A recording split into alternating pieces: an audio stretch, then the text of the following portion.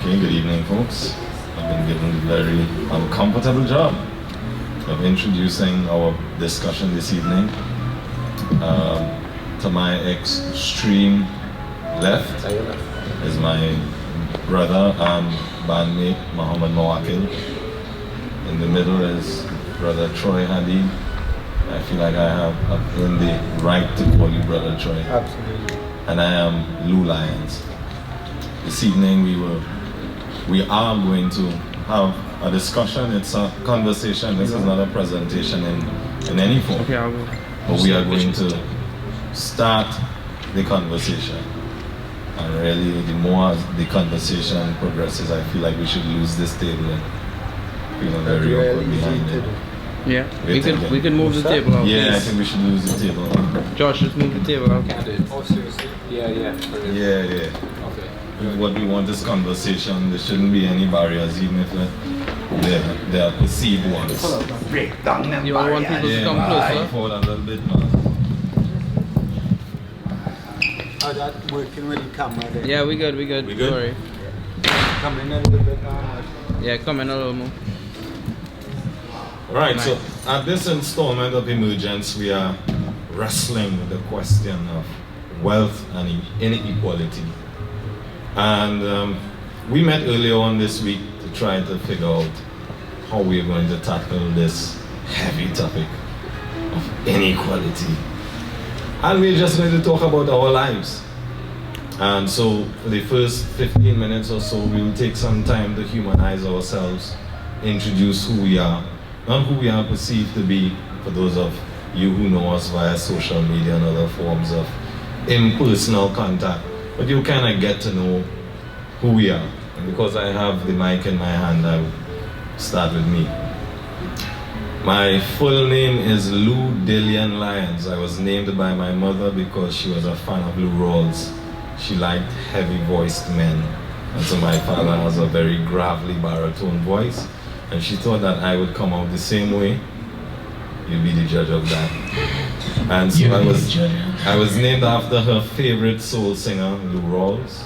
All of you all know who Lou Rawls is. Some people too young to know. You may never find. My mother is an African woman. Her parentage is from Ghana. And I am Tobagonian. I was born in Tobago. And I grew up in a very Afrocentric home because that's the only thing my parents knew. The only thing my parents knew was how to be African and Afrocentric. So I have an African mother and an Afrocentric father. I think I should explain that. He's not, doesn't mean his mother is African in the sense that some of us mean. His mother is literally from Ghana. Yeah, so she's not of African descent, she's African. And my father, very Afrocentric. All of his views, his window to the world is a window through Africa. So his understanding of self is from the continent. The way he grew us up as well. I am the young of 2 sons. So he grew us up to be African men. And even as an African mother, she would find that he's pushing the Africa agenda a little too much. But that's how Afrocentric my father is. Throughout the evening, I will reveal just how Afrocentric he is. So, younger of 2 sons, humble beginnings, very humble beginnings, and I'm telling nothing but the truth. If honesty is uncomfortable for you, I invite you to look at the beautiful paintings inside. I didn't know what an inside bathroom looked like until about the age of 17. We used an outhouse, or what we knew to be a latrine. I did not grow up with a television set in my house, but there were several libraries filled with books, so I didn't feel like I was missing out in any way. The first time I ate macaroni pie would have been around the age of 10, and that was an event in my life. And just in case it wasn't an event to me, my mother made sure to instill in me, hey, this is not something you go in and get every Sunday, you know? That is how humble our beginnings were. most of what we ate, we grew. If not personally in our kitchen garden, I had uncles who had gardens and farms. On a weekend, there was no Saturday morning cartoons. We were sent by our uncles to work and till the soil and make sure and come home with something. That's how we would get pumpkin and pak choy for the rest of the week. I didn't think anything was wrong with that. As a matter of fact, this was the only life I knew, and I loved that life, and I appreciated that life. The only time I realized that not everybody had to eat pumpkin and pak choy all week was when I started to go to secondary school. And I started seeing some snacks that wasn't selling in the parlor in my rural village. These snacks had to be here flown to Tobago or something. And then is when I started interacting with people who had a bit more privilege than I did. And so my understanding of the world and what I would say this evening, contributing to the topic, I would like to make this abundantly clear. While I've read many books, while I'm still reading many books, my philosophy on life comes from my mother. My mother shared half of nothing with anybody who she came into contact with, who she felt needed something. Even if you didn't think you needed something, and she saw that you needed something, she will find a way to subdivide our already subdivided nothing and create something and share that. So we are going to tackle the topic of inequality. That's where I'm coming from. I'm not coming from any statistical point of view. I'm not coming from any heavily researched point of view, although I have some facts in case the questions take a turn in that direction. But that's where I'm coming from. I'm coming from a life lived. Hand you over to Brother Troy. Yeah, so my name is Troy Hadeed. I was named after a horse. That's actually a true story. My father is Joe Hadeed, horse trainer. Some of you may have known. This is news to me. This is nice. Serious? This is good. Yeah. This is what we call like, we know bonding here. Yeah, all right. Me and my two brothers were all named after horses. So if I say one horse, like yeah, I prefer lion, but yes, horse would be more literal. And as my name might suggest, I grew up in a pretty comfortable home.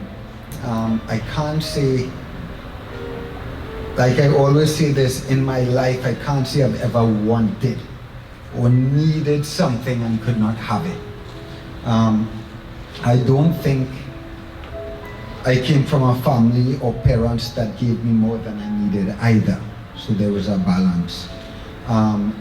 But my father is one that he dedicated his life to make sure his family had what we needed. Up to this day, 80 years old, still in the office, 8 hours a day. And that's all he wants, is to make sure his family is provided for. So his parents came from Syria, and I learned today actually that they came from Syria looking for betterment. So they were all landowners in Syria, and they left Syria coming to the West, looking for betterment, right? And you'll have heard never eat sour watermelon. That was just the northeast.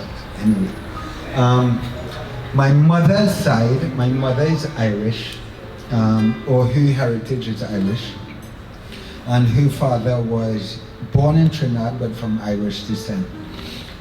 So I grew up in a household which was somewhat not fully Arab or Lebanese, but mixed. And my mother's love and generosity is pretty much not measurable in my eyes. So my mother and my father both, I think, nurtured an environment where I was always loved and supported. I'm 7 years youngest of my second brother, so I was kind of like the afterthought. I think I was the last attempt at a girl and it didn't work out. That's his story. But I think being 7 years youngest, I was always supported and given a lot of freedom. So I think my two older brothers kind of paved the way and rocked the boat enough. So when I came along, I was rocking the boat, but no one was reacting to it. So I was given a lot of that too as well. A lot of the time we think about privilege and we think, well, privilege has to be a financial thing. And there are many other kinds of privilege. And we also need to acknowledge what it means to have privilege is to have more than somebody else. So I could have more privilege than Luke, but Muhammad could have more privilege than me. So while you could be in a position of having more privilege, you can also be in a position of having less privilege. But what I invite us to consider is this. Privilege is not only monetary, while that is a serious, serious issue. Education is a privilege. Having books to read is a privilege. And to me, one of the most important privileges that do not go noticed and acknowledged is family, community, support, and love. That is a privilege that many people out there do not have beyond money. Beyond that, if you don't have money, but you get by, that's okay, you know.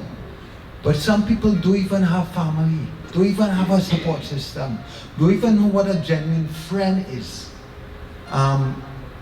So I have had many kinds of privilege, but one of the main things is knowing that no matter what, I have a support system and a community and friends that I could go to that not gonna let me drop on the street, that always gonna pick me up when I'm down. That is the biggest privilege of all, and I think that's one that goes unnoticed. Can I say one more thing? I don't know how you know. And the other thing, as someone who comes from a certain level of privilege, you know, I've heard many people argue that the system is one of equal opportunity. It is not one of equal opportunity. And as someone coming from privilege, I invite anyone else in any kind of privilege to recognize that the system is not one of equal opportunity. I know people who can open a bank account and should be able to open a bank account. They have kids coming home who don't have books to study, whose parents not teaching them what our parents have taught us. So when you go to a clerk or a tenant and you want to know, well, why they get on so ignorant, or why they get on so bad, or why they had to be like that, and all that attitude, well, you know what, she's a single mother working 3 jobs and she now on a 3rd shift, and she had to go home to no electricity to cook food for the morning. And that's all she knows, right? So we have to understand that sometimes our comfort zone, what we consider normal, ain't so normal. And that is normal. Make sense? I can sing back up tomorrow. I don't know what about them. It's not bad. Yeah, so here's where I would want the conversation to take a turn for some more realness. Last year, Freetown released our first album, our debut album. And we also dropped a video for a song called Human Form. Now this is the guy who comes up with all the video treatments, right?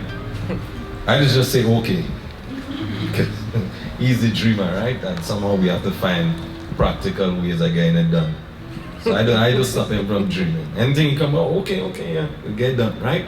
Oh, he's getting done. We'll just get it done. And in this video, and this is the first time we are actually going on record to address this.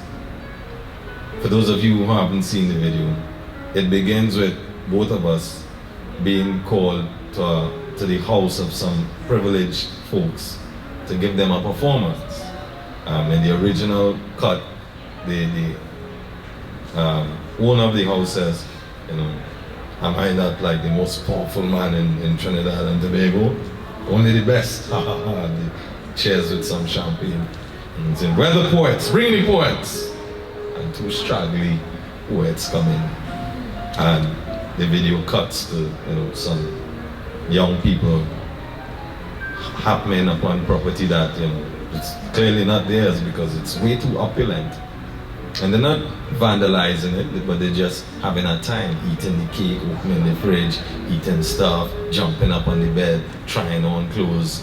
And at the end of the song, we see those people fleeing conditions, like there's a demonstration or a protest where they live, and somehow they find themselves in a more upscale part of town, and they break into a house that's not theirs and start having some fun, right?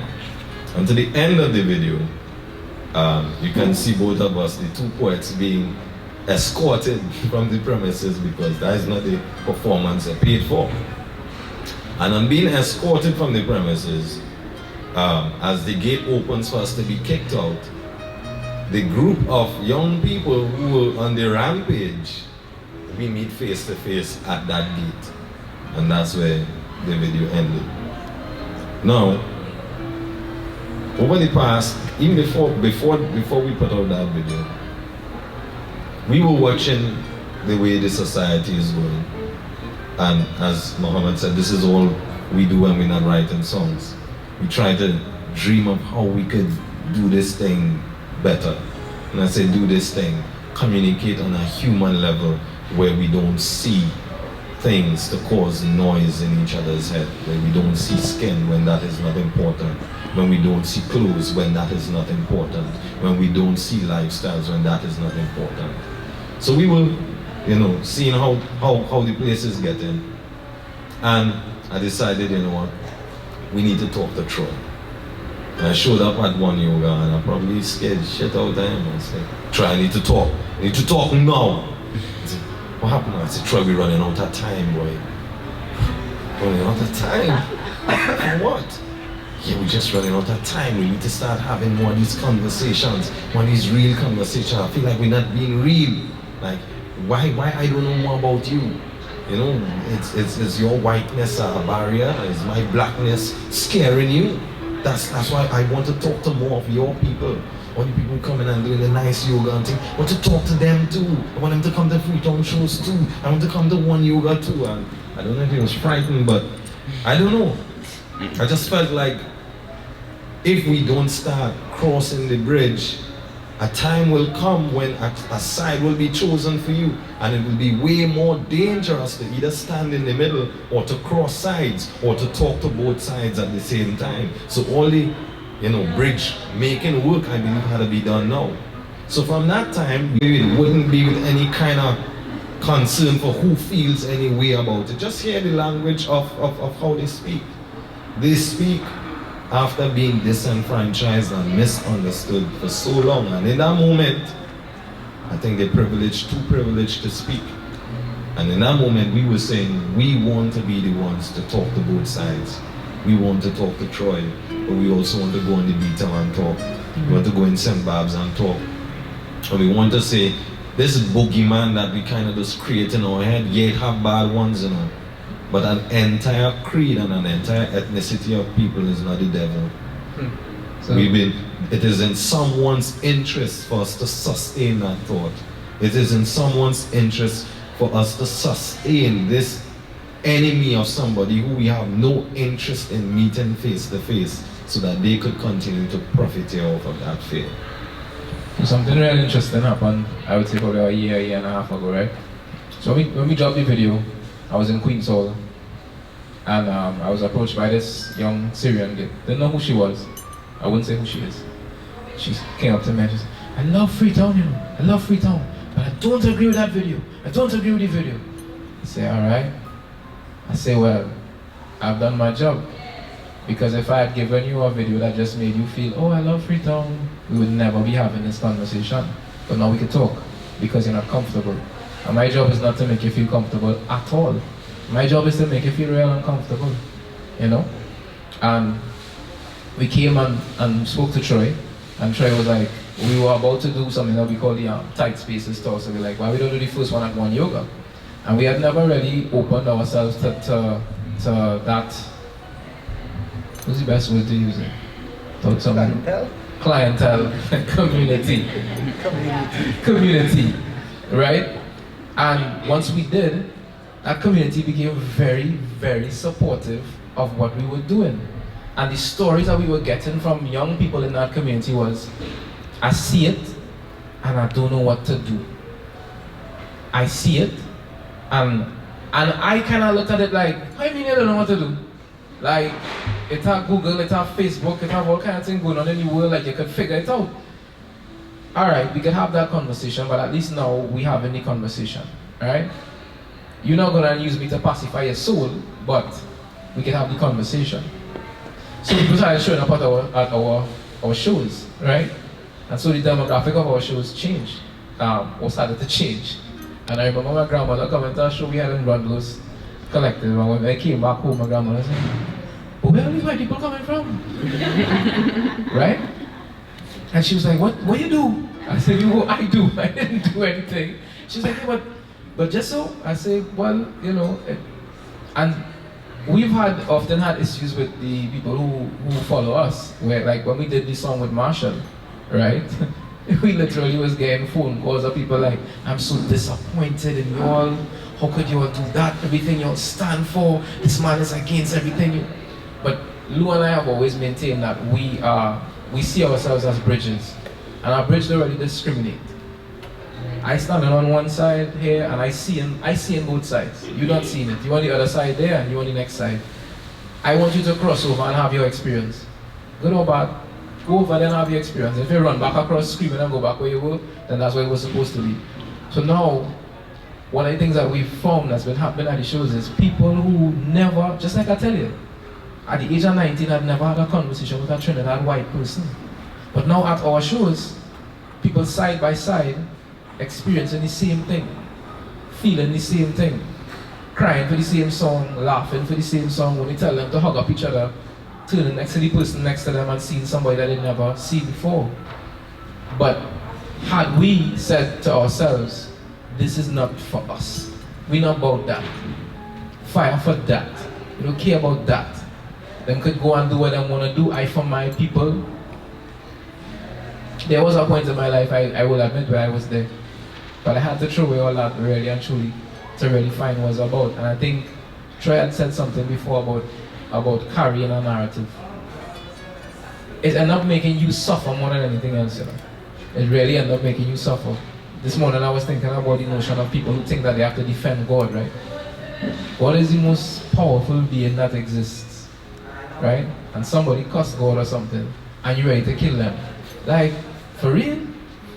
For real? That's like if you have a brother who's like 300 and something pounds of muscle, and somebody come and flick him on his head, and you like 50 pounds, and the person is like 400 pounds, and he could fight, and he told them to take care of himself, and you rushing in there like, yo, touch my brother, and your brother sitting down like, cool it, brother, cool it, everything will be fine. I am real happy that this is going live. I know that when we go back to our DMs and people gonna come at us, we have real centrists and whatever. We have real centrists, we have Afrocentrists, we have all kind of people within our ranks. But Lou said it the other day, that if anybody, and I want to look into the live when I say this, if anybody's under the notion that there are any extremists in Freetown in any way, shape or form, like, we not, you know, we real chill. And I feel like for the first time, our generation is beginning to approach the door to making it right.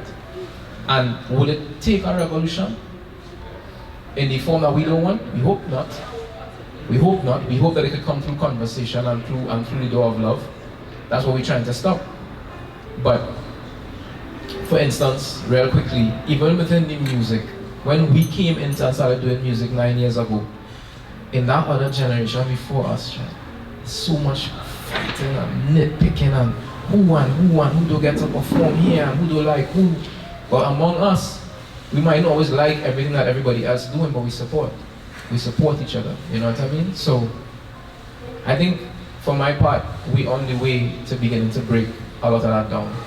But it will take truth, it will take a lot of truth telling, a lot of people sitting down and watching each other in the face and saying, yeah, I had real money when I was growing up, but my father used to abuse me.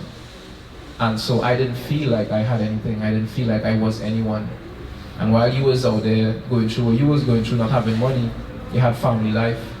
And therefore we sit down and we talk and we realize, what are we human going through things? Now how do we, now, and all other times, these things are some real airy-fairy. So in the middle of all that, there still is a thing of inequality and opportunity and colorism and all these different things. But we can't even begin to tackle those things until we meet each other eye to eye as human. You know what I mean? Yeah. Moment he got there and I almost had to want to get into that, but God excites me. So human form video. So I'll just go back there a little bit and say, you know, I remember when that video came out and I didn't see it. I went over by somebody and I say, brother, you see that human form video? I say, what are you talking about? X, Y, and Z, all kind of scene. I say, nah, Brad, you're reading this ring wrong. Let me see that video. And I watch human form video right now. That video must have like millions of things. After this conversation with me. Okay. But I remember watching it and I study a video. I say, this is an art form. I say, what really going on here, boy? I say, you're taking a wrong view and perspective on this video. And I feel like when we look at something or we look at a situation, the world we live in, our automatic response is one to be defensive. So we feel threatened and we say, how can this affect me? What they're trying to say about me? Like somebody trying to take something away from you. When in reality, like, that video tells a story. And for anybody of privilege of any race, because I don't believe that matters, it is a story. We cannot live in peace and harmony and have a world of inequality, of great amounts of inequality. We cannot do it. So something in the system is very clear, it's not working. And we just have to sit down. If somebody were to sit down with Mohammed and want to have a conversation about it, that video like this, they begin to understand, well, that's where the fella's coming from. And that's all we have to do is start a conversation so we can understand. And I believe that, I do agree with Mohammed that if that video wasn't released, we might not be having this conversation. So I believe, you know, he said to me once that we can't create change if you do rocky boat. And sometimes you had a rocky boat and create a state if you want to create change. And that's the reality of it, you know. So I'm glad you guys rocky boat a little bit. I'm really interested to hear if anybody have anything they want to say or want to ask. Me and Luke could go on like this forever. I have one more point. Yeah, one more point? Yeah, and then we'll open up the floor for some questions. Alright, so this will be my last point. I've talked way more than I should have for the week. Yeah, this is, I don't know how he gonna speak again for the rest of the month because he's a man of few words. Past my quota already. The last point that I would like to make on privilege, wealth, and inequality. 6 years ago, no, about 8 years ago, my life changed when I thought, again, I grew up in a very Afrocentric family. I can't overemphasize that because in some ways that is unbearable for children today. The amount of books that I had to read and write book reports about and report back to my father in a very authoritarian way. 8 years ago, I discovered feminism. And I realized in all my beaten up thinking as a Tobagonian, black-skinned youth, getting all this fight down, I didn't realize that women standing right next to us the whole time was getting a real unequal hand in life. And I mean, you know it, but you don't really know. And from that point, I started making a concerted effort to ask my mother certain questions. And she would come out with these stories and, but you could have been telling me that all the time. You walking around with all these stories. I'm your son, you could tell me this. And then I got to realize that as people, we have a way of censoring people even when we're not aware that we are doing it. We are telling people, this space that we are in, it is not okay for your story to be heard. It's not okay for your story to be told. It's not okay for your story to be repeated. And as as we grow as men, and as we grow as musicians and as artists, we try to do better. And we try to speak better and live better and get people to live better and see better and speak better as well. I remember when this movement of Life in Leggings was happening with that social media campaign. There are a lot of women who are known and we were social media acquaintances online. But this was the one moment where a hashtag made them feel comfortable. And if all these stories of inequality can be spoken about in the social aspect, imagine how these things, these barriers, these labels, these real life experiences that most times we are so powerless to change, have economic consequences on our lives, our ability to earn, our ability to prove that we are worthy to make money, affect our ability to provide for ourselves, to even be viewed as valuable in a system that would not cater for you if it does not value you. And so I would just wrap up my segment by saying, nobody will get it right all the time. And I certainly wouldn't get it right every day moving forward. But one lifestyle change I have made is to allow the oppressed to speak in whatever language they find speakable. I remember having to defend to some of my more educated friends why 2 years ago the mother on the beaton had to lift up her dress in front of the cameras. To you, that seemed disrespectful. To you, that seemed like a big woman shouldn't be doing that. She should know how to behave and deport herself better than that. Sometimes that's the language of the oppressed. To you, it has no logic to it. To you, have no sense in it. When the oppressed is oppressed, and they had to speak, you just had to listen. Yeah, so if anybody would like to ask anything or say anything at this point, or ask us, or just, yeah? So, I actually study inequality and poverty.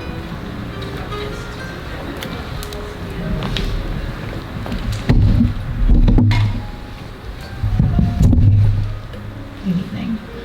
So I actually study inequality, poverty at the Institute of Gender and Development Studies. And a lot of the times we really shy away from talking about wealth and the actual realness about that. And the fact of the matter is, a lot of the power is not negotiated, right? It's not where you just come and sit down and talk to your boss and say, well, I really need a raise. They're not going to give it to you, just like that. So a lot of it is where a lot of persons in power have to really be accountable and actually think about paying their workers fairly, actually giving them benefits, not having persons on contract, things like that. Another thing I want to talk about as well is privilege. To me, privilege is about having options to do things that you value. Doesn't matter what your value system is. And wealth has a lot to do with that, because it's a means to an end. So we need to have that conversation about persons in power holding themselves accountable, not only kumbaya themselves and saying, oh, well, I support you. How do you actually support persons who may be marginalized or persons who work for you by treating them fairly, having fair contracts, and that's business. Right, a lot of people would not have that conversation. They would say, well, I support you, I would go and do this outreach here and there, right? But it's not actually taking real accountability where we're talking about inequality. And without wealth, you can't have a lot of options, because as a working poor, I mean, I'm a student, so I'm working poor, right? I can come out here and have this conversation. A lot of people don't have that option, and they might want to, so never underestimate your audience. And coming into spaces like this, right? So that's my contribution when it comes to inequality. Yeah, one of the things I always say to you is I seldom want to be a part of any conversation that talks about inequality, especially in the hood, but that doesn't involve economics. If we're not talking economics and we're just strictly talking one-off social interventions and these kind of things, I have lost my taste for those things entirely. I have no interest in it. You have to. One of the things that Lou and I have focused on over the last 9 years, you have to create instances of success, Jen. You have to create instances of success that young people could see, so that over generations, a child eventually will be born who will only know success, who will grow up and know, hey, my father used to do this and that and whatever, who doesn't know about the poverty and whatever else. You have to create those instances on a far more regular basis to really create any kind of change. So I would share 100%. There can be no real this, and Troy is there too, because we've had, I really wish that we could let people in on some of the conversations that we've had. We've spoken so much about it because we've all had to come down off of our high horse and that we didn't even know we were on, at times, because the things that come easy to Lou and I often don't come easy to Troy. Things that come easy to him don't come easy to us. But we've had to find that middle ground. But I remember, my girlfriend grew up in very different circumstances to me. And I remember asking her one day, we just passed through a roadblock, and I said to her, when you see flashing police lights, how you feel? Because I looked at her and she in the roadblock, she not feeling no way. I said, how you feel? She said, I don't feel no how, I'm a license, I'm insurance, I don't feel no. And I just remember, because my heart was still beating, coming to the roadblock, because growing up for me, a roadblock meant, and a lot of people who look at what's going on in America now don't feel that happening in Trinidad too. But the truth of here is, you could get stopped in a roadblock as a young black man, say the wrong thing, and you could really lose your life, Like, you could say the wrong thing, and a policeman go decide, oh, you disrespecting me, or you disrespect, come on the car, spread your leg, thing, whatever, they go through the car, and you make one wrong move and a man decide he's in danger, and next thing you're in a prison cell in Besson Street, and somebody decide on that that they're gonna beat you to ensure your life. Like, these things has happened for real now. And so, if we had to be real, something like that, unless Troy or somebody who looks like Troy meets a policeman who half off the rocker because they don't know, they might know who his father is or who his father might know or whatever, so they go be. But to them, like, I could tell you my personal experience of people seeing my driver's license and knowing my last name and knowing who my father was, and all of a sudden I had to cry outside the car, like, because they don't like my father or they hear my father was in the coup or whatever, And so, I never want anybody to feel like we're dismissive of those things. We're real aware of that. But there still is a place that we have to get to if we're going to work on those things together. You have to understand where you're coming from, I have to understand where you're coming from, so that when I get stuck in the roadblock and I get through in Besson Street, I say, Troy, anybody who could, and then it's a different thing. Because now you come down, for the first time you might have to come down to Besson Street and see what the conditions are in the police station and understand, But until that moment reaches where we are allies in the same fight, a lot of people don't know that apartheid wasn't just broken because black people in South Africa was rising up. There was a large movement of young white middle class people in South Africa who was listening to black music from the States, who was being influenced by that and was rising up against their parents and joining the fight and whatever. And although yes, it was due to a large amount of movement by black people, they've always been allies, And for me, that's where we aim at. Allies. I would like to speak to you. Yeah. So not sure if that was an actual question. No, she was just making a statement. So I want to add to that a little bit too, because I have been in the role of employer quite a few times, right? And I am someone that will give everything I possibly can. And I've had employees walk all over it and take advantage and rip it apart, and till I remember leaving my office of a business I own and I built from scratch, crying because my employees treating me and talking to me in a certain way and demanding more from me, when in reality I had no more to give. I can't give you a raise, the company will close down. I can't give you more of my own money. I can't survive. And where the employees get more money than me, and they're still asking for more. So it's a narrative where, because maybe my name or my complexion, I own a business, there's a narrative where that business must be making money. He has money to give me, I'm gonna ask for more. And it really, at times in my life, has been the most pain I have ever felt, because I have loved my people, my workforce, that's my family. And I have loved them and given them everything I possibly can give. But I can't give them more at the detriment of a bigger community and a bigger view. And then to be told that I am unfair, and I am lying, and I am untrustworthy, and I am not treating them properly, that in the past, on more than one occasion, has ripped my heart out. And that is part of the narrative and the perception that we have to start to dissolve. Not because someone has a business, and not because that business has 100 people walking through the door a day, or not because that business has survived 5 years, or that person may have a certain last name or drive a certain car, means that person is treating employees unfairly, financially. On a human level, that's different. I would like to believe on a human level, I've always treated my staff as family in a certain way. But it's just something to note that I can only speak for myself, however.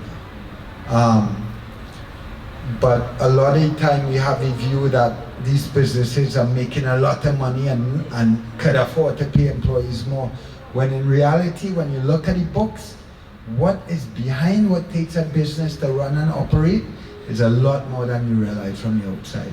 And sometimes a business owner just can't. Yeah. And let me say this, sir. I know, because I know, see what was just said there? That is the easiest thing to dismiss, boy. That's the easiest thing to go, yeah, whatever. Yeah, you gonna jump in your truck and drive off from me and go up in your life, something. After you say that, then. It's the easiest thing to dismiss, I'm saying. But what I keep pushing for in my mind is, here's how you root this out, if you go case by case and deal with people on a human level, right? So you said, I'm going to talk to Troy, and you really realize, oh, this is where this man at. And he open enough, and you talk, and you spend some, like in my tradition, you say, you know somebody, when you do business with them, you eat with them, and you sleep in the same place that they sleep in, right? Then you begin to know that person. If you could find a way, and within the community, there are people who are open enough to do that, then you realize, oh, okay, all right, it's a little more complex. But you know what really happens when you begin to do that? You begin to see the ones who are not telling the truth about that. Because that's not the truth for everybody. There is actual oppression. But the people who are saying what Troy is saying, they will stand with you. Or it'll be made so clear as to where the bullshit is and where the real is. But if you stay on the side and you just watch everybody and you just say, that is all a problem, all of it, you have no allies and you don't have the truth. And you have no way of knowing what the truth is. So I think, again, seeking your allies, and you will know what the bullshit is. You must. I could say one more thing real quick to us. And just to note how attached we get to the narrative, I have put a company's financials on the table to offer it to be viewed so people can see what is actually happening. And they won't look at the financials because it's more, one was crying, yes? It's more comfortable for them to believe the narrative because the narrative serves them. Rather than to pick up the financials and see, well, this man actually telling the truth, and he giving me everything more than he should be giving me, I thought I was over my talking quota already, but I'll talk some more. I actually understand where you are coming from a bit too much for my own comfort. Before dedicating my entire life to Freetown, I thought I could serve Babylon a little bit.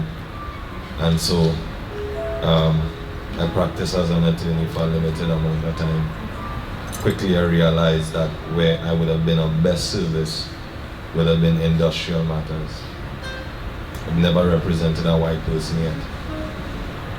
A white person never asked me to help them keep the job. A white person never asked me to make sure that they get the retrenchment benefits.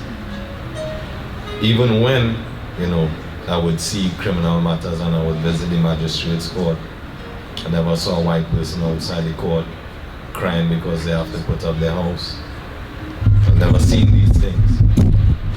I don't know if it happened on the days when I was sick, but I didn't see these things. So when I speak concerning actual property ownership, wealth generation, I could only speak of how I have interacted with those things when I was in the system.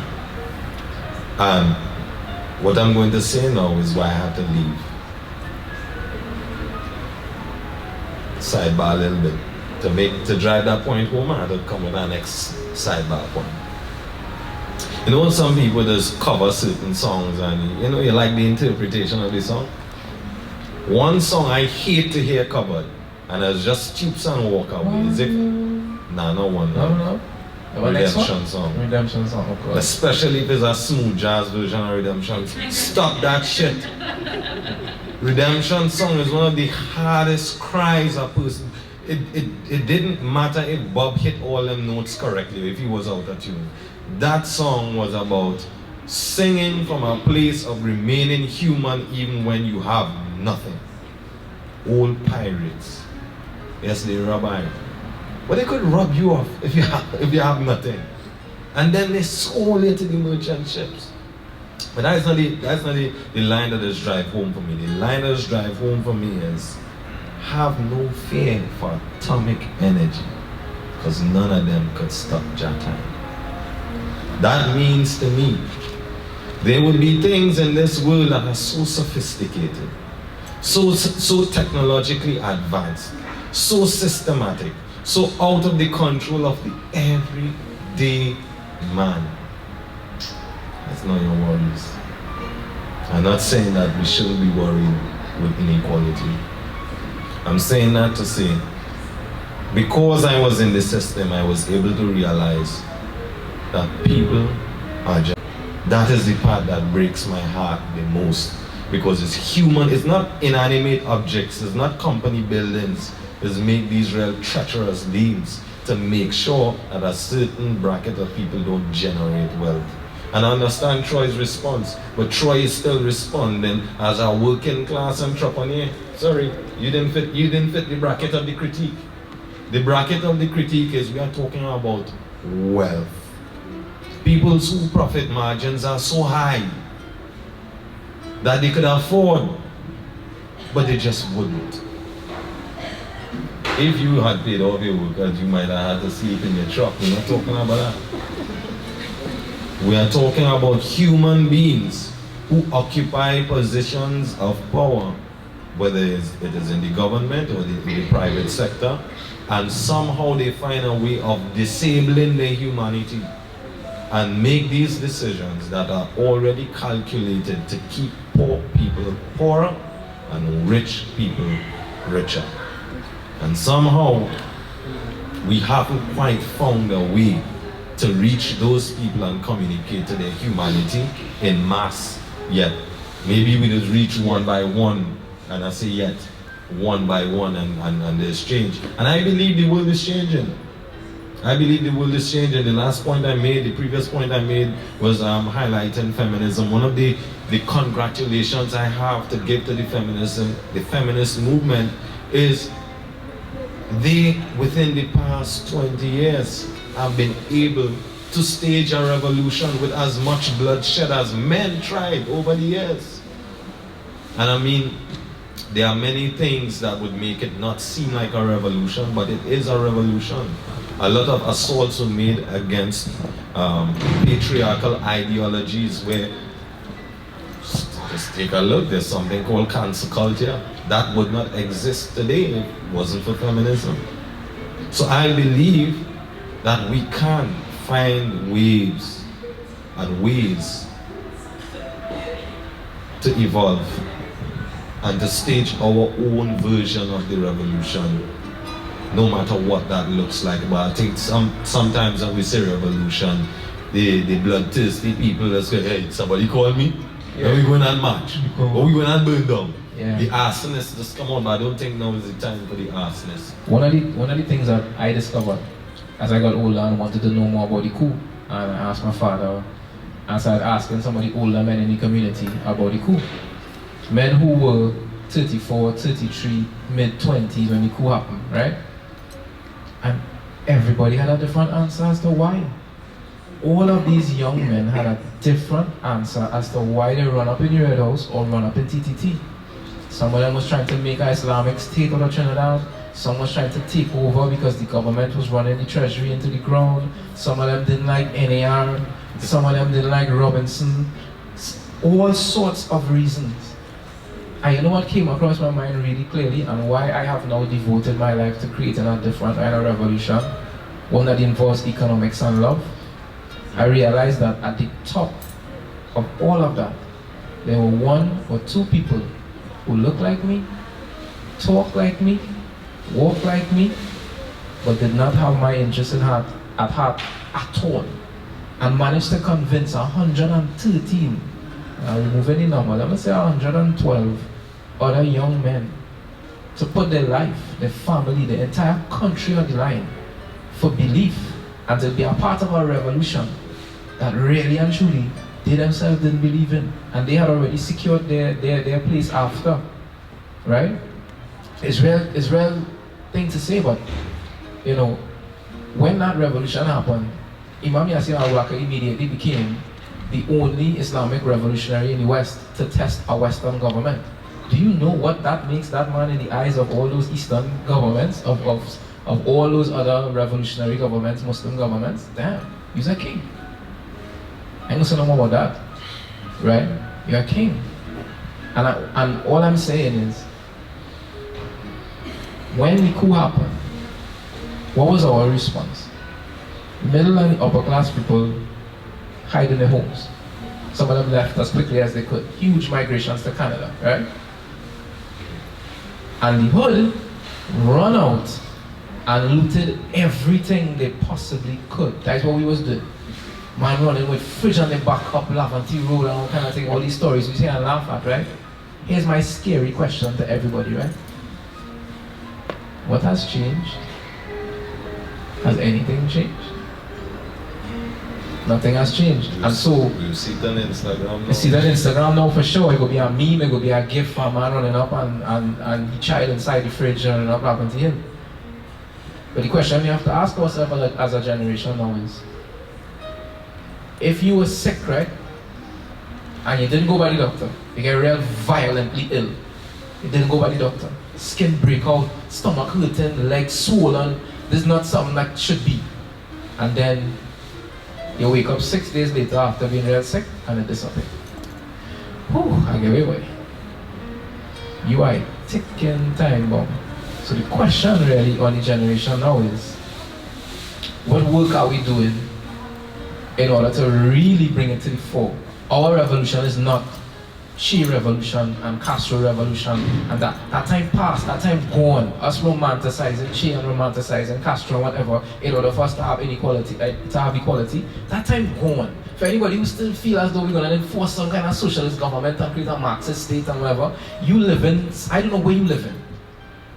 Our revolution is now, how do we as young black and brown people create generational wealth from our communities and create systems and the knowledge of success among our children and our peers? How do we convert the education we now have, because we're all educated now, everybody have a degree. How do we do that? And that for me is the question that I posit to the artists and to the entrepreneurs and to everybody from my generation below and the ones above. That is where the revolution lies, in creating more and more images of success. And I'm not talking about the average, the Olympian every now and then, and the sprinter every now and then, and the one-off person who's going to get an award for agribusiness or whatever. How do we create lasting and widespread examples of success in every arena that we enter into in a real way? That's the revolution. Yeah, I'm gonna build on that. Nice. So I was thinking to myself, yeah, we all acknowledging this issue, but we need a solution, right? Unless these guys got some kind of instant download in the last 2 hours, I don't think we really have a solution just yet. But I can tell you what is not a solution and what is only going to make this situation worse. And you see, there's an element of power and oppression. For there to be oppression, there has to be power over and power under, right? And there's this thing we have in our society, in all forms of inequality, where we always want to make somebody wrong so we could be right. Or we have to show that somebody is wrong in their opinion or their way of living or whatever it is, so we could feel we are right. As long as that is our thought process, there will never be equality. There will always, we talked about this the other day, there will always be power over, power under, and then guess what? Who was under now over and who was over now under. That's not equality. That's just a shift of power. And that's not what we want. Because what I'm about to say might be cliche, but I'm willing to risk it. You know, I don't know if this is worldwide, but in Trinidad we have something that says, blood is thicker than water. You ever heard that? There's something that's thicker than blood. And what's that called? That's spirit. And whether you connect to a God or a Holy Spirit of some kind, the word spirit comes from the word spiritus. It means to breathe. And at the very core, each one of us has the very same intelligence is running through us. Imagine this. Three of us sitting long here. We look different. We come from a different place. The air I breathe is the same air Lou breathed in. And the same air Matt breathed in. And that breath carries intelligence. So I invite you that we need to begin to see beyond race, beyond identity. And rather than see how we are all different, let's try and have this conversation so we can begin to realize, well, hey, what, we really ain't that different, you know. We kind of the same, you know. And all we suffer from the same emotions and the same struggles, maybe in a different way. But I believe when we start these conversations and we let go of the narratives and we stop making everybody wrong so we can be right, that is when we will find a level playing field where we can all be human. And until we have that equality, where we see each other as level and as brothers and sisters, as human beings or incarnations of God, or wherever you want to see each other at, until we have that foundation, I don't believe any other equality can exist. Yeah, the great Dr. Cornel West said, yeah, people always talk about people being colorblind, don't want to see color, don't want to see race, right? And I want to be clear, because we had this conversation with Troy as well, but that's not what's being said at all. Dr. Cornel West said, don't talk about being colorblind, talk about being love struck. Because to be colorblind is to ignore the history, is to ignore the pain, is to ignore, to just simply say, forget that. You know? It ignores everything. But if I am, instead of being colorblind, I am love struck, then I'm going to look at you and I'm going to see you and acknowledge everything about you despite whatever. I'm going to go into your pain and understand, and I'm going to allow you to go into mine. And we will love each other through that, as opposed to saying, you don't have a history and I don't have a history, we just here. Because that could never really be true. You know what I mean? So that's more, yeah. Yeah. One last point. For the third time. There's a book that I encourage all the women here to get. And men. Yeah, and the men too. Women who run with wolves. Yeah, that's a powerful book. In that book, there's a story of the 4 rabbis. So these 4 rabbis were given a vision of paradise. And when they came back, all 4 of them, their lives were changed forever. The first rabbi, he kind of expected to see more, so he came back real cynical. That's what it is. And he became an unbeliever for the rest of his life. I spent my whole life studying, and that's what he's working for. So he became a cynic, and he died a very bitter and old man. The second rabbi, he became so daunted by the fact that he said, like, we would never make it. Like, no matter what we do, we will never make it. And he too ended up living a very bitter life. The other rabbi, he became so obsessed with this vision. He believed that his job was to convert everybody because they need to see this vision too. So normal, human interaction meant nothing to him. Have you seen paradise? Come on, let me tell you about paradise. That is how he lived for the rest of it. So he had no more family, no more friends, because he just wanted to convert everybody. And the last rabbi, he got it. So even when the vision ended, he still saw paradise in his daughter's smile. He saw paradise in his mother's eyes. He saw paradise in laughing children, in the sunset. He felt paradise in the wind. I want to be like that last rabbi. Paradise to me is the information. When we get it, those earth-shattering epiphanies, what does it do to us? Does it make us more militant and say, nah, we have to fight them, we have to destabilize that power, we have to get it? Or does it make us become so bitter that you end up saying, why gonna compete with a billionaire? I just live my life and eat one fish and bread and I go dead poor. Or you could allow that information to become part of your entire being.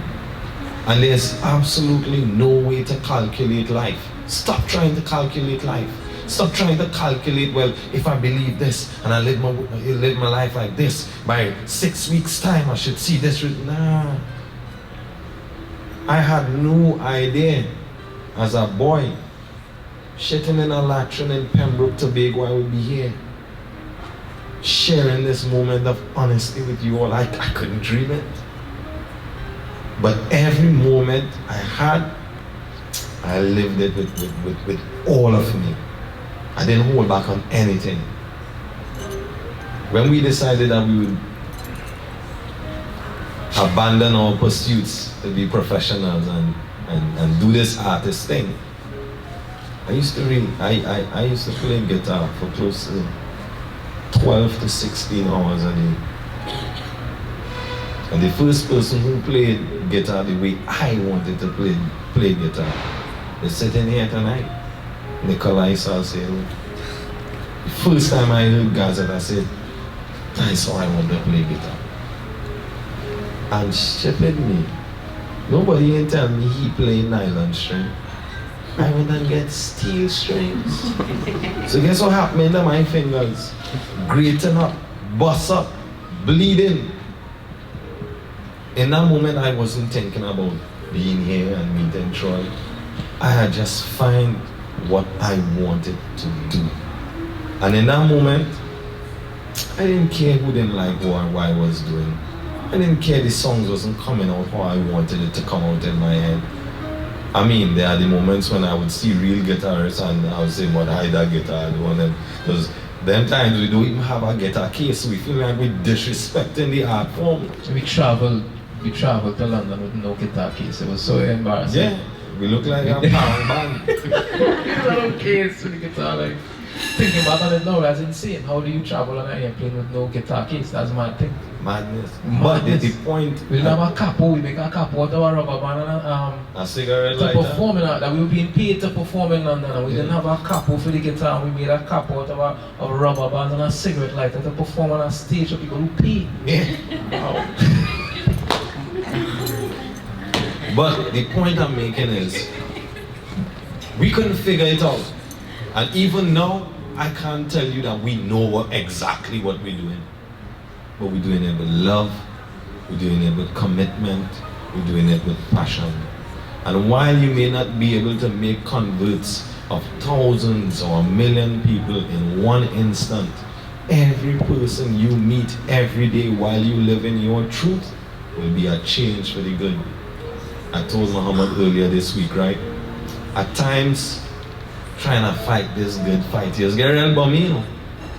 But you see men cutting their corners and they're GT and they're getting through. But here's what again, we just hear songs and we just like songs, but I don't think we just get deep into the songs.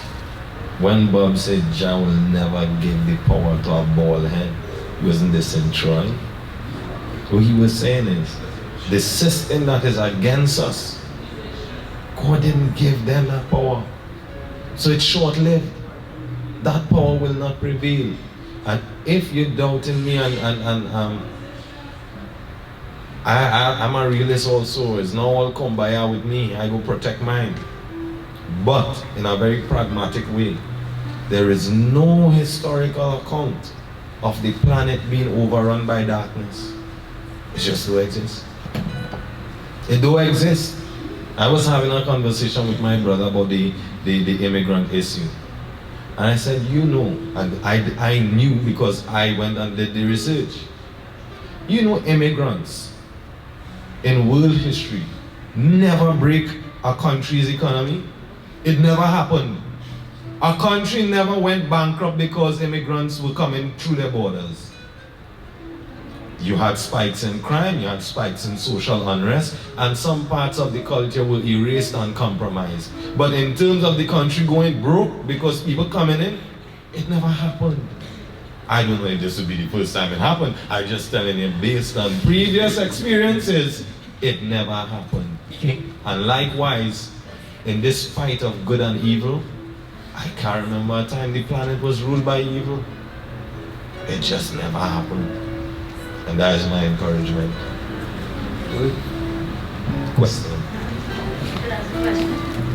Well, I need a mic with my voice. So, you know, being here for the last few months, since October, and from Canada, and being with someone like Nikolai Salcedo, who's like constantly pushing and challenging the world and using art to do that in different art forms. What I find very interesting, so I grew up in India and the Middle East, and then I migrated to Canada for the last 21 years, and I've come and go from Trinidad since October. What I took for granted is in Canada, you can have a voice in such a safe place, right? So if anyone saw any Raptors footage of the finals, so many people can come out, and it was like one minor shooting, but it's such a safe place to have a voice. And Nikolai told me a lot about Trinidad before I got here for 2 years, and I was like, I can't believe this is a real thing. And when you get here, you're like, okay, all of this makes sense. And the one thing that stands out for myself is this challenge and this, so to find a solution that you talk about, right? All three of you spoke about, including you as well. So the solution, I feel scared. I feel scared, even someone who's coming from the outside, to have an opinion too strong, to voice it out, to stand out on the curb a little too much. There's a little bit of fear that is part of the challenge. I think a barrier to finding that solution, because yeah, it's like you don't really want to stand out, you know, like anyone who really stood out in history, yeah, they had a voice, they also get shut down, and then there's a conspiracy theory, right? But I do, so in the start of your talk, I came halfway through, I felt, oh my God, how does anyone speak out? And I remember Nikolai once asked me probably our first or second date.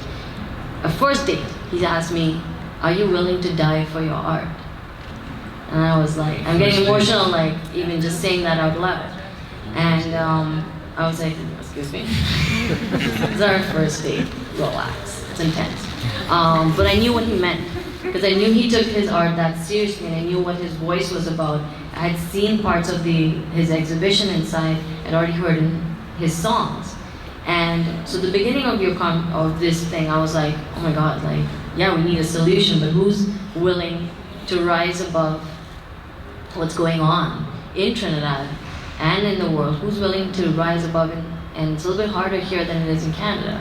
But just as I heard you speak, Lou, I think art is a very powerful form. Like, it is risky. I mean, people get shut down. Like, anyone with a powerful message had the guts to die for their art, you know? Because it wasn't about art. From somewhere between art and revolution, there's a lot of artists here, and obviously we're part of this exhibition, but I think art is a huge answer to that. It's just rising to the challenge, and I struggle with that question that Nicola asked me on my first date every day, and trying to just push and speak up, but fear is a real thing. You know, sometimes the question, and you hear that a lot, right? And sometimes I go be real frank and honest. Sometimes I feel real offended when somebody says, so who's gonna speak out? Who's gonna? And I sit down there like, fathers be saying real things, like I don't understand. Sometimes the question isn't so much who's gonna speak out, you know. The question is who's going to rally around the people who are speaking, and who's going to give them a real voice. Because there are a lot of people who are speaking and who are more than willing to put their life on the line. Who's going to legitimize their voice? Yeah. Yeah. And Anthony Bourdain walked into my house and said to me, I've been talking to all these people from Trinidad, and I feel as though there are two Trinidad and I'm only getting one. Will you tell me the truth? They tell me you tell me the truth. I say, well, I'll do my best to say whatever. And the first thing the man asked me is, who runs this country? Right? So here's this man who I've been seeing on TV for like the last 9 years of my life, who I just in real awe of, asking me to say that truth. And now you're faced with that. And yeah, there were these instances of this is going to go all over the world. These people are going to say I misrepresent Trinidad. These people are going to say I doing this or I doing that. But to discard that. So I really feel like sometimes it isn't so much who is going to speak the truth. Because there are people like BC parents and people, you might not always agree with everything they say, but there are people who've been speaking their truth and to tell her. So you need people who speaking the truth. But when they say something that hits a chord, do we step up and say, here's the thing, do we just click a share button? Do we click a like? Do we whatever? Do we actually legitimize these voices and make them the voices that we want to speak for us? Because a lot of times people come and say, who's going to talk for us? Look at people talking. Choose from among them and support them. I really. I'm not an artist that takes a stage as such. But there's a story, I remember the times I'll try to keep it. It's a story I love to tell, and it's about Bob. And I told this guy to think that I mentioned. When it was an assassination on Bob's life, when he was supposed to take, this is Bob Marley, if you know it's lost. He was supposed to take the peace concert in Jamaica, peace rally. And there was attempted assassination on his life, probably like 2 days before. And when he was in hospital and a reporter was interviewing him, they said, Bob, are you still going to take his stage to perform? He said, yes. There was no hesitation. Well, this is a politically driven rally, and the assassination on your life was politically driven. Why would you do that and risk your life? He said, because the people who are trying to make it worse are not going to take a day off. So why should I take a day off? And this is not just a message for artists, but this is for all of us, right?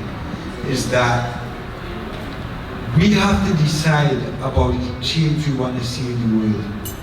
And we have to be willing to put our lives on the line for that.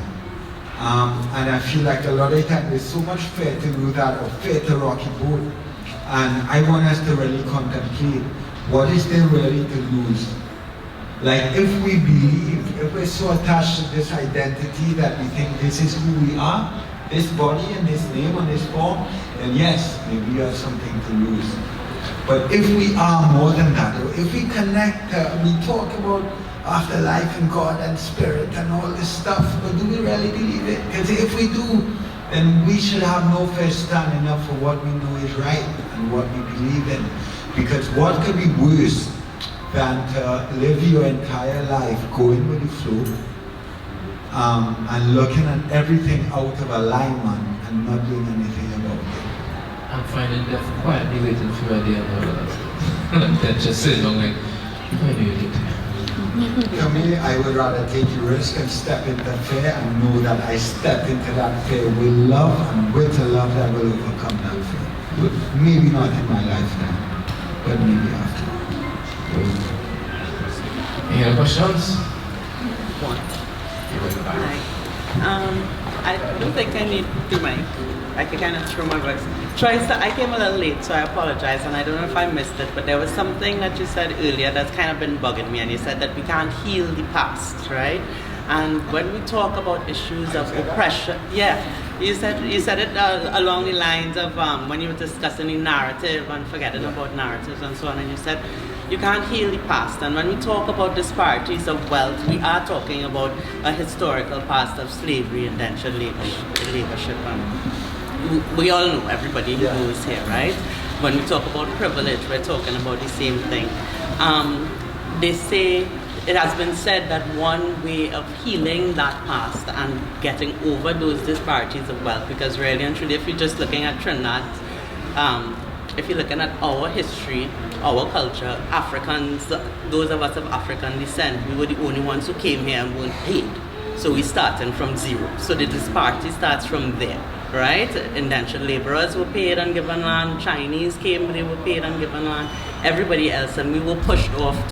I live in Marval, which is a privileged area. When you see some of the buildings that are going up there, we have Porsche dealerships. When you look at government housing where people live, when you look at the schools, my son goes to St. Mary's, and the schools still have to send letters home to get paper.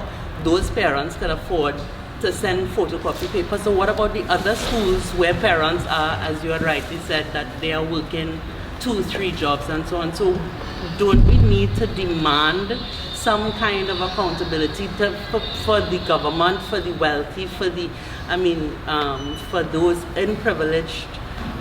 those who are privileged, to say invest in our youths, invest in their future, invest in the schools, invest in the housing, give them the foundation to be able to move up further when we talk about solutions, yeah? So, and that's destroying the narrative rather than just saying, oh, they come to beat them, what we do, we build a wall in Marva, behind my house, passing Andrews.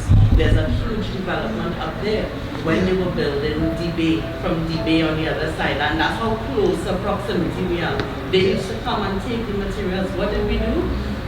Trumpian style, we build a wall. Well, not we. But that's what happened, and we don't know. We don't hear about these things. But big barbed wire fence to keep out the other. Okay. So Lou wants to take this one, but I just have to say something before I hand it over to Lou. If I did say you cannot heal the past, if that came out of my mouth, I apologize.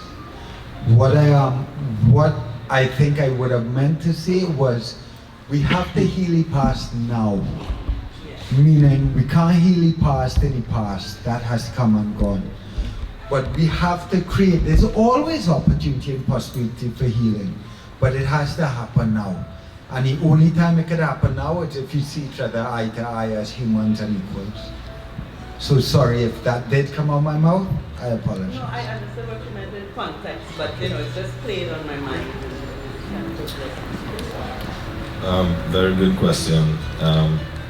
Before I begin to answer, there's a book called The Merchant of Syria, A History of Survival by Diane Darke, D-A-R-K-E. It's an interesting read. I advise any of you who have Amazon, you should take a read. Merchant of Syria by Diane The Darke. Merchant of Syria, A History of Survival. Now in that book, she used a lot of storytelling, real storytelling and some folklore. And the picture she paints of Syria is this place that was always a haven for merchants, but not enough for people to be rich. And so it made sense that the early Syrian settlers who came to Trinidad did what they could do best, being merchants. And you were in a developing country, more money coming into the economy, you will keep doing what you can do best. Now there's an assumption that could be easy to be made. Now if we start going back. Yes, my father and your father may have had humble means, and their fathers, and their fathers, and their fathers. And so that could almost lull us into thinking that each father worked their way out of their humble beginnings to create what would now be privilege on one hand and no privilege or limited privilege on one hand. So the narrative turns out to be one father worked harder than the other. And so, don't blame me, blame your father. Father didn't work hard enough. My father did the best he could do.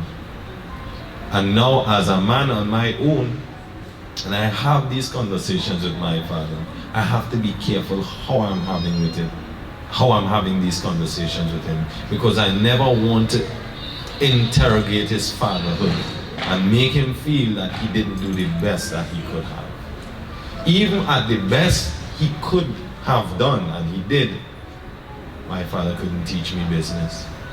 That's not what he knew. My father could work hard. He teach me that. My father could pick up a hammer and a nail and fix anything. Well, not fix anything. My father is a A-grade tradesman. So he could more than fix anything. He could make things. We inherit what we get. And that is inclusive of things in the material world and things in the psychic world. Things in our psyche, things in our psychology. And the pain we feel is real. But there are times when I have to answer the question that I pose to myself. What can I do with this pain, boy? Because it don't go away. Even when you get a little 400,000 and you go to a place and they still wouldn't look you in your eye, pain don't go away. Earlier this week when we were having the conversation with Troy, I said, Troy, where's my real problem, boy? My real problem is I just have love in my heart. And sometimes when I go to Massey and Maraval and I see people like you, I just want to look you all in the eye and say, good evening. And not want the person on the receiving end to feel as though they're afraid. But that I will trail them to the parking lot and club them over the head and drag them back to the cave. Sometimes, and yes, we're laughing, right? But even being denied that reparation in social form is hurtful. The fact that I didn't do anything for you to mistrust me. I didn't do anything for you to be afraid of me. I didn't do anything for you to not really treat me as full cast is hurtful, and it's hard to move on. And if it is hard to move on from those things, then how can you blossom? People think that reparation is really about the money.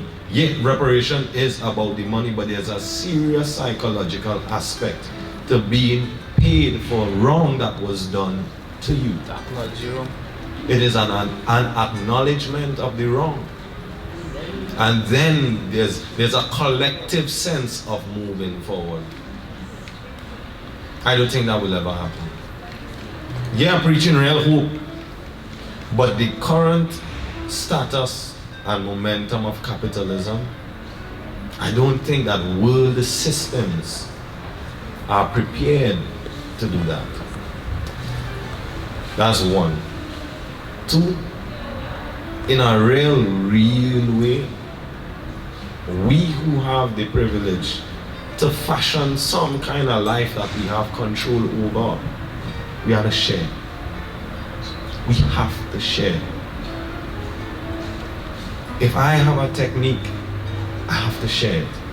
If we have a way of doing something, we have to share it. And that's what we've been doing. Some of the things, can't really talk about them in public because we might turn up missing, but we're working on things. We're working on things.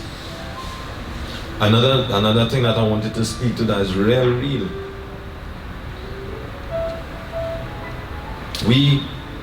you know, doing our due diligence as artists to make sure that we don't end up poor in the years when we're too old to perform. And so that means securing your intellectual property, making sure you can be paid royalties, making sure you get your publishing in order. All those things that people say to you, you should do, but have no way of explaining to you how it does work, so you don't even know how to do it. You just end up more frustrated. I have to write this song, perform it, and then make sure I get paid. Wow. But while doing that, you realize, hey, go a little good. Again, a little blessing with some royalties. I walk into the bank, again, Rasta man, I do deal with Babylon system, so I deliberately did not have a bank account. Now I have to get the bank account. Walk into the bank, I say, all right, well, supposed to be getting a check, right? I want to set up an account so that check will go straight into the account. Do that.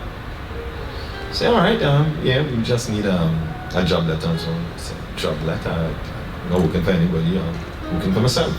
I say, in fact, there's this bank account. I just want to be, you know, a co-owner of this bank account. Say, all right, oh, we could do that. We could definitely do that. Say, all right, it's easier than I thought, right? Say, let me just talk to the supervisor, I'll be right back. Wait for about a little 15 minutes. So, Mr. Lyons, we still need the job letter. I said, I'm not opening a new bank account, you know. There's a bank account already. I'm just going to be a signatory to this already existing bank account. Yeah, but we have to know where the money coming from. I said, all right, good question. Here's where the money is coming from. Open up my BMI account. Yeah, they have an app and all. Yeah, so this money is supposed to be coming in. Okay. You sure you can't like EMI is an international music collection agency, right? Yeah, they just collect the money from the plays all over the world and then pay you and say, hey, your song doing good or not so good, depending on the month. I said, but it legit, I didn't make up this app. This is real. They refuse to allow me to be signed, to be the other signatory to the bank account.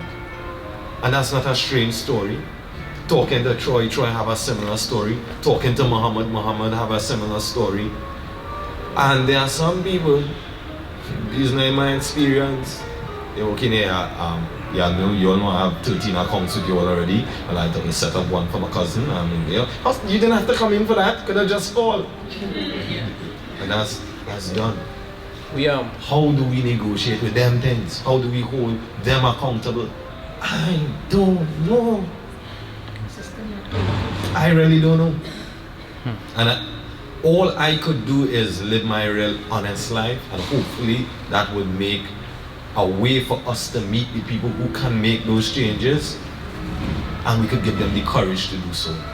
Because in our corners, the things that we can change, we could change them, and we will try our best. I don't know if this is a question necessarily, but you all have said a lot of things. I think that you said something about capitalism just now. I forget exactly what you said. Reparation. I said maybe capitalism is too far along in this iteration of it. Right. Give. I mean, so right, you said that, and I thought, I personally feel capitalism is never something that has always been, right?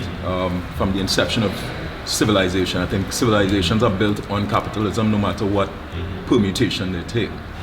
So even back to whatever ancient empires and whatnot, that's all somebody oppressing somebody else, pulling in whatever monies and stuff like that. But the thing about changing it, you just said you don't know something. And I felt like perhaps the only thing is that it requires some kind of inevitable radical pressure situation, whereby, because the system is the way it is, like before you all started to talk, you and I were conversing, and I said that, you know, it's becoming a scene where it's like it's just falling into two camps. Either you have or you have not, you know. And it all boils down for me to just it becoming something where society reaches that boiling point where enough people just don't have, And that pressure reaches the point where they have no choice but to, which is what you're always saying we don't want, which I agree with, that we don't want, but it always seems to come back to that. So how do we talk to the people that do hold the wealth? Because ultimately that's what we want to do, is talk to the people that hold that thing. Because we want to humanize them, but then money has no humanity. Wealth has no humanity, right? Wealth is just wealth, and we either access it or we don't. So, it's like I said, 20-something now, right? So, but I mean, that's like going on good area. Could do this all night. Here's what I have discovered, right? And this has been such a hard road for me, and it's only because that man there by my side right through that I have been able to grow to where I am now. There are many rooms and many instances, this one included, that we would not have been in if I had really spoken my mind at that point in time. Like really just talk my mind then. The level of diplomacy, while not dulling yourself, while not stooping to conquer for so long that you forget how to stand up, right? But the level of diplomacy that Malcolm X was beginning to discover right before they kill him, when he realized, hey, wait man, allies, we have to find a way. Wealth has no humanity, and wealth only respects and negotiates with power, or power, any form of wealth, power, right? Wealth doesn't respect anything else. But we will not get it in the way that we've been lulled into believing we'll get it, and that's where I am now. Here's how we get it. We get it by a few of us realizing that we have the ability to kind of trick them, to be real honest. And I say it in the open, which might be killing my trick, but they trick too good. They trick too good. One of the things that aggravates me a lot is when somebody says, oh, you're so eloquent. Like if everybody from where I'm from does not know how to speak properly when the time arrives. But I'm an anomaly. Alright, you go ahead and think that. I don't need to prove that point to you right here and then. What it has been for me and my brother is taking that chip off our shoulder and resting it down. I don't have time for that. When we get to sit down, and we've gotten the opportunity to sit down and really chop it up, chip come back on your shoulder, I'll tell you what I'll tell you, and let you know it coming from the chip. I know that this ain't exactly everything, but let me tell you what the chip's saying. It's a cement block right now, let me tell you what it's saying.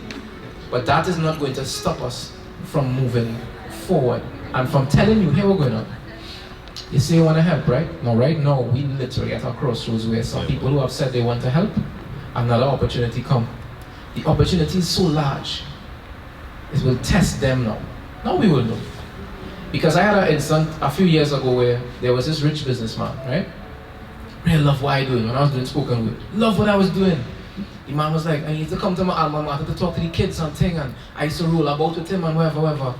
And I got the opportunity one day to get a little bit of money. I made, what was plenty money for me, but to him I know it was nothing, but it was a little bit of money. And I was like, you know, he would drop me back home a day from talking at this alma mater.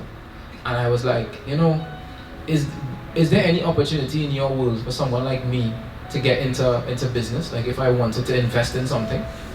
That man never talked to me from that day. That man never called me to do nothing after that. That man never, not one day now. You know yourself. You know yourself. Somebody will show you this. And you might even remember. But that taught me something. When we are born, and I could only speak for young black males, I can't speak for the females. We get born in this little circle, this little kind of barrel where this teacher to fight, or even if you look at it as a field, right? And some of us have enough legs to run the first 10, the first 20, the first 30. And by the time we reach the 50, we look around and it's just a few of us left. And then we keep running. You see, when you get to a certain point, you have to sit down and think to yourself, it is no longer about my ability to run fast, or to, I know I can do that now. What does this take? What am I in the presence of now? What level of diplomacy will it take from me to move everybody behind me forward with my movement?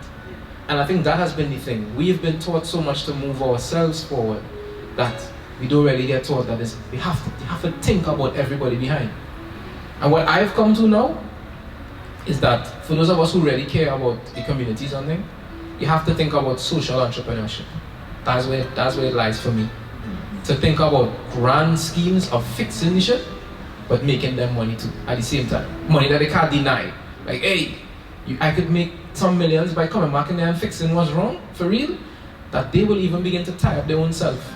They come back in there and they're making money off of things they don't really want to fix and all, but they can't. Oh God, I have to come and, let's say I'm gonna trap for a crab, and the crab just go in like, I need this piece of garlic here, but I have to go and get it and chop. The level of wit, Nikolai, the level of thinking, the level of being on the balls of your feet all the time that it takes for us to survive at a certain level, we can't take it for granted. And community and networking, because you can't do it by yourself. You don't possess the skill to do it all on your own. Yeah. And I believe that's why a reason some of us as artists, we've always been in position to do it, but ego stops us from completing the mission, because we create our art by ourselves, we bring it to fruition, and depending on what you do, you present it to the world by yourself, you perform it by yourself, and that gives you a platform to speak to power, and you feel that you can do it by yourself. After all, you've been doing it by yourself your whole life, but you're not seeing, in this room, I may not have to be present. Yes, my efforts create the room, but have people who could talk this better than me, have people who could do this better than me, and I have to trust them to be true to the mission and not mess it up. I had to learn to, fall back a little bit. It helped that Che was good looking. Time to wrap up. Yeah, so 32. We want to keep it all emotional. I would just say one more thing, guys. That is, and this builds on Nikolai's question too.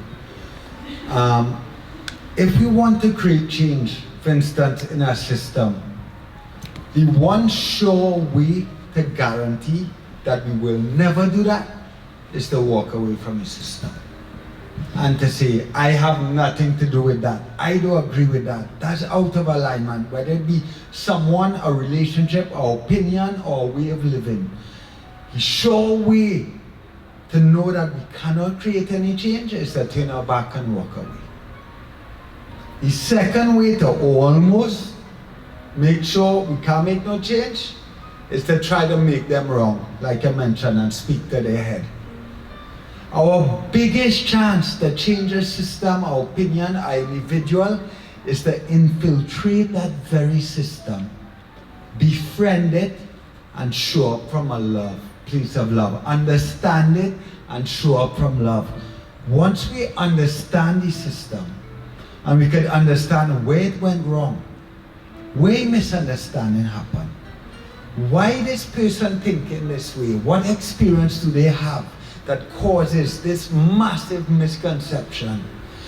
But when we get into it and we embrace, we find ourselves inside of it, then we can stand up and look around and say, yeah, I will change it from here. But if we walk away from it, like I hear people say all the time, Babylon, like you say, Babylon system, I want nothing new with that. I'm gonna live in the bush, I cook my fish and meditate and smoke a little bit in my cave. That is for you. That is for nobody else. And one of the problems for our society now, like Mohammed said, is everything is for me. We make decisions on how everything affects me without considering, well, yeah, this is best for me. But what is best for everybody? Because we as individuals, we need to make a little bit of a sacrifice to benefit the whole and the larger community. And that's where we have to start to broaden our vision from the identity of me and I to a we. And not a we that is class, race, or religiously oriented, but a we that has no boundaries. And to me, we have to step inside the system, we have to understand the system and know it, so together we can change it from the inside out.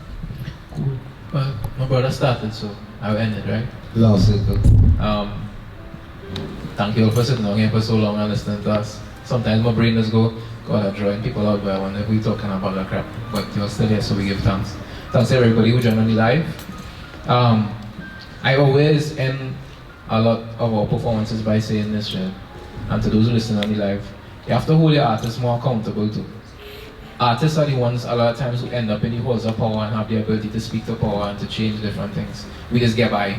People just feel stupid and thing, and then end up in a prime minister office and thing, and they just end up in places that the average person won't end up, simply because somebody like your voice, or they like the way you just paint, or they like the way you dress, or whatever, because you're an artist. But a lot of the artists don't really care about none of it. They don't care. They're there for the juice. They're there for the juice now, right? And they're there for the hype. And I think we just have to hold the people we give power to far more accountable than we do at this point. It's not a laughable thing to know that there are artists who are powerful enough to sit down with prime ministers and whatever, and then you go and you give them your support, but they don't care one thing. They're not speaking the same language, they're not trying to do the same things. You know what I mean? The time is too critical for us to give our power to artists who have no good intention for us, or none at all, no kind of intention. You know what I mean? So thank you. That was our TED Talk. Thank you for coming. We appreciate you all. You all have a good evening.